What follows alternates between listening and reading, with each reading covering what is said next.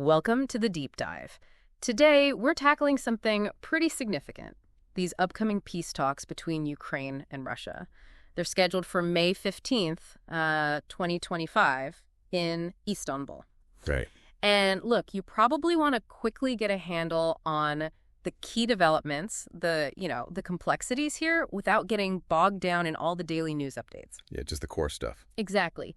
This is about cutting through that noise to understand what actually matters. Because the path to, well, any kind of resolution here has been full of twists and turns, hasn't it? Oh, absolutely. Constant shifts. And the stakes are just incredibly high. So we're going to break down the conditions, the big uncertainties, and the potential outcomes, all based on the latest reports and analysis we've looked at. Mm-hmm.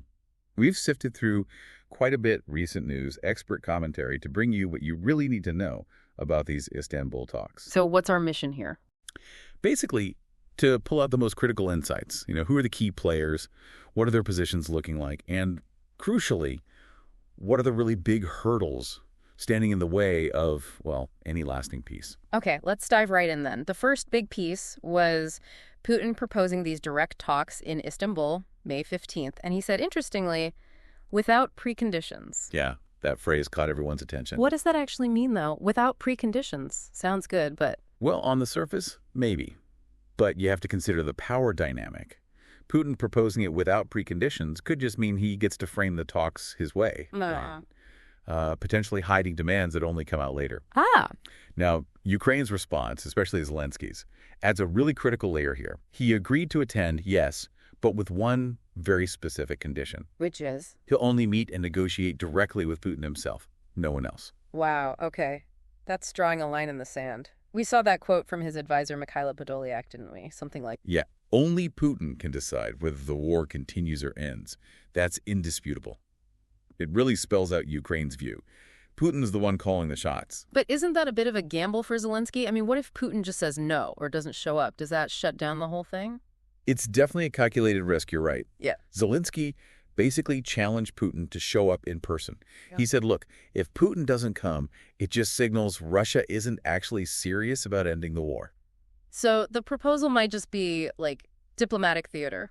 That's certainly how Zelensky is framing the possibility of Putin's absence. And this is where it gets even murkier, right? Because Putin proposed the talks, but the Kremlin, they haven't actually confirmed he'll be there. Exactly. Total silence on whether Putin himself will attend. They have confirmed Russia will send a delegation, though. Yes. Not who or if the top guy is coming. Right.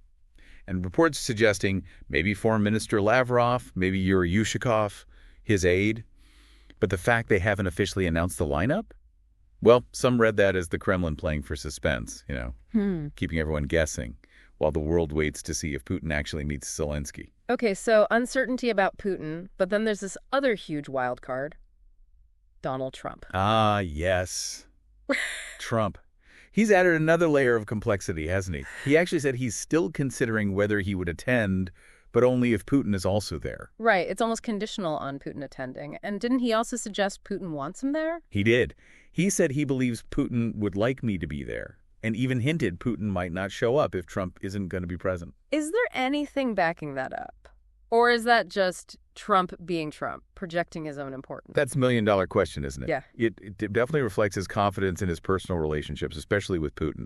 And remember, he's talked before about aiming for maybe a 30-day ceasefire out of these talks. So he has his own ideas about the goal. He does. But experts describe his whole approach to this kind of diplomacy as, well, unconventional and in many ways problematic. Problematic how? The analysis suggests his approach seems to lean towards favoring Russia. It talks about him front-loading premises that include Ukraine ceding territory, basically starting from a point where Ukraine might have to give up land. Wow. And also seeing NATO membership for Ukraine as unrealistic. It's quite different from the standard Western approach, that principle of nothing about Ukraine without Ukraine. So Trump focuses more on personal deals, maybe one-off events, rather than the established diplomatic process. Seems that way.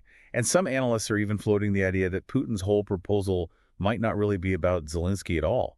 It could be an attempt to engage with Trump, maybe to try and forge some kind of new world order. A new world order. What exactly does that mean in this kind of context? Well, usually it points to a pretty big shift in global power. Maybe less U.S. influence, more Russian influence, redrawing spheres of influence, changing up alliances. Yeah. that kind of fundamental restructuring. Okay, that's a huge potential implication. So, stepping back from the individual players for a moment, let's talk about the deeper issues. What are the really fundamental roadblocks here to actually getting a lasting peace? Number one, without a doubt, is just the profound lack of trust. Deep, deep mistrust between Ukraine and Russia. We saw a RAND analysis asking, how could either side possibly trust an agreement made with the other, given everything that's happened? Yeah, building that trust seems almost impossible right now. It's incredibly difficult. And it's not just about feelings, is it?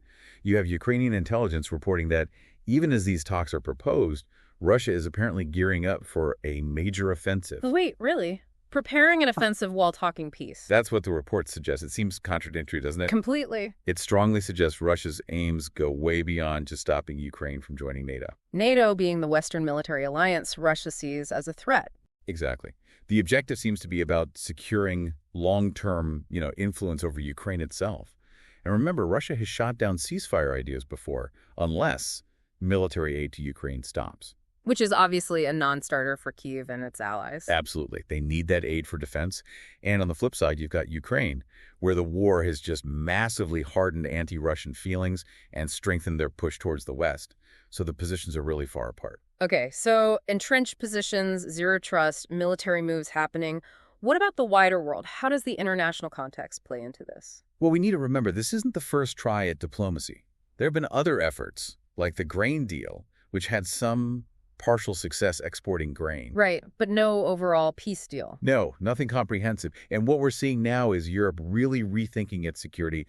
Lots more talk about maybe a stronger EU-led military setup, especially with, the shifting dynamics with the U.S. And international pressure on Russia continues. Oh, yes. The EU keeps hitting Russia with sanctions. The Council of Europe is pushing for a special tribunal for the aggression. So the international community is definitely involved, trying to support Ukraine, but also keeping diplomatic channels, however shaky, open. It's such a complex balancing act. Okay, let's circle back to Putin. Why propose these talks now? What are the theories about his motives? Well, several analyses point to the timing and the fact there's no prior ceasefire agreed. One idea is it's a tactic. Keep up the military pressure to strengthen Russia's hand at the negotiating table, while still appearing to engage diplomatically. So fight and talk at the same time. Potentially. It could also be about managing audiences, appeasing hardliners back home, maybe placating some international critics, and importantly, trying to shape how someone like Trump sees things. Keep Trump thinking that Putin wants peace. That makes sense, trying to influence Trump's view. And didn't you mention even some pro-war figures in Russia are wary of these talks? Yes, that's right. Some hardliners there apparently see any meeting between Putin and Zelenskyy as potentially disastrous for Putin's image and Russia's negotiating power. So it's risky for Putin domestically, too. It could be. Refusing to meet after proposing talks could also look bad internationally, maybe leading to even more support for Ukraine. So one interesting take is that these negotiations with Ukraine might really be aimed less at Kyiv and more at influencing Washington, specifically reinforcing that narrative for Trump that Putin is actually seeking peace. It's like a multi-level game being played. Okay, so as we wrap this up, looking ahead to Istanbul, what are the absolute key things our listeners should take away from all this? I'd say three main things. First, these talks are a very fragile window for direct talks, but everything hinges on whether Putin actually shows up and engages seriously. That's the absolute prerequisite. Okay, Putin's attendance is crucial. What else? Second, Trump's potential involvement just throws a massive layer of unpredictability onto everything. His approach is so different, it's hard to know how that would play out. Unpredictability from Trump. Got it. And Third, and maybe most importantly, don't forget the fundamentals. The huge wall of mistrust between Russia and Ukraine and their deeply conflicting goals. These are enormous obstacles. Any negotiation faces a massive uphill battle to achieve anything lasting. Right. So hopefully you listening now have a clearer picture of just how complex this whole situation is around the Istanbul talks. The main players, their stated positions, and the really significant challenges ahead. Exactly. And maybe here's something to mull over. Given this history, this deep mistrust, the fact that military preparations might still be ongoing, can any negotiation like this really work without some kind of concrete proof of good faith first? Like a genuine, verifiable ceasefire before they even sit down. What would you think is the single most critical thing needed for these talks to actually lead somewhere meaningful?